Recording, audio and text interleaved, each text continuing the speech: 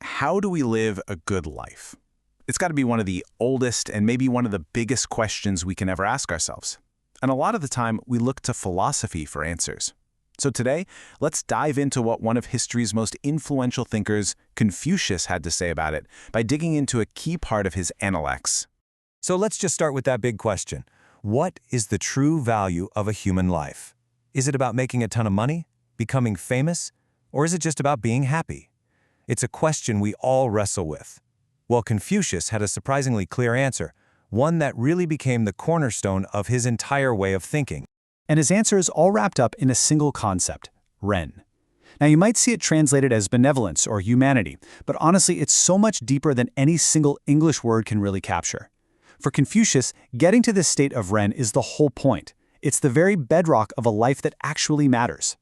And I absolutely love how Confucius introduces this idea. He says, dwelling in benevolence is beautiful. Just notice that. He doesn't call it a heavy burden or some moral chore. He frames it as something attractive, something beautiful, a way of living that anyone would naturally want. And then he follows it up with a bit of a zinger. If you don't choose this, how can you even call yourself wise? So what is this state of Ren, really? Well, think of it as this profound inner peace and stability that comes directly from being a good person. Confucius says that someone who has achieved Ren can get through terrible times without breaking, and they can enjoy happiness without it corrupting them. It's like an anchor that keeps you steady no matter what kind of storm life throws at you. And make no mistake, this is not a part-time commitment. For the ideal person, Ren is completely non-negotiable. Confucius makes this really clear. He says they wouldn't abandon it even for the short time it takes to eat a single meal. In a crisis, when you're in a hurry, it doesn't matter. This virtue is always there. It's not just something they do, it's who they are. Okay, so if Ren is the ideal state to be in, who's the ideal person? Confucius has a name for them, the Junzi. You'll see it translated as noble person or gentleman, but you can almost think of the Junzi as the hero of Confucius's moral universe. This quote right here perfectly captures the Junzi's whole mindset. They aren't driven by their own personal likes or dislikes, or by political teams, or by just being against things for the sake of it. No, their only compass is yi, which means righteousness. In any situation, they just try to figure out and do the right thing.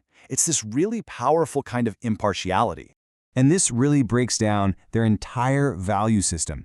The Junzi is focused on their moral character, not their stuff. They're way more worried about being worthy of a job than just getting the job title. Living a simple life, that's no reason to feel ashamed. And when it comes down to it, their ultimate motivation isn't profit, it's doing what's right. Now, to make the picture of the Junzi even sharper, Confucius gives us a direct contrast, the Shaoren, or the petty person. And by looking at these two side by side, the choice between which path to follow becomes incredibly clear. So what is it that really separates them? Is it how much money they have? Their social status? Confucius says no, not at all. The real difference is much, much deeper. It's all about what they value, what they cherish, and what they understand at their very core. And the contrast is just so stark. The Junzi cherishes virtue. The Shaoren cherishes property and land. The Junzi values the rules and laws that create a fair system for everyone. The Shaoren is all about personal favors and connections. And at the most fundamental level, the Junzi gets what it means to be righteous, while the Shaoren only understands profit.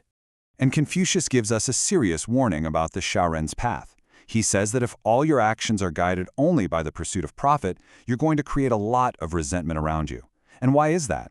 Well, because a world based only on personal gain is a world of constant conflict, jealousy, and dissatisfaction. All right, so understanding the concepts of Ren and the Junzi is one thing, but this isn't just some abstract philosophy to think about. It's meant to be a practical guide to living. So the big question is, how do you actually put this stuff into practice? Well, the very first principle is all about action over words. The Junzi isn't interested in giving these grand, eloquent speeches about morality. No, they're focused on being fast and effective when it comes to doing the right thing. Their virtue shows up in what they do, not in what they say. And Confucius actually gives us a simple 3-step method for self-improvement that you can use every single day. First, when you see a good, virtuous person, don't just admire them from afar. Figure out how you can be more like them. Second, when you see someone with flaws, don't judge them. Use it as a mirror to check for those same faults in yourself.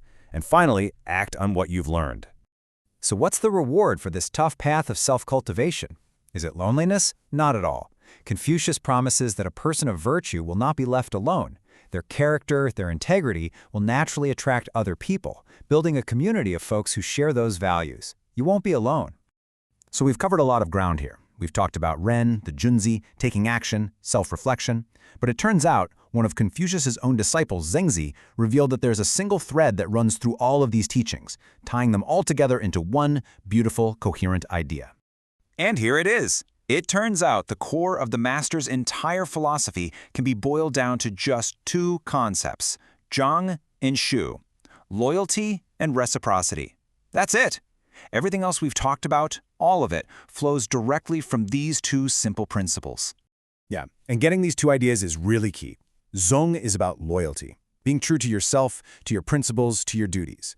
And shu is about reciprocity, or empathy. You know, it's the classic golden rule. Don't do to other people what you wouldn't want them to do to you. This amazing combination of inner integrity and outer empathy, that's the engine that drives a good life. And this brings everything right back to us, here in the present. The words might be ancient, but the ideas are absolutely timeless. That choice between valuing virtue over profit, acting with integrity, and treating others with empathy, that's as relevant today as it was 2,500 years ago. So the final question is really for you. In your world today, what does it mean to be a Junzi?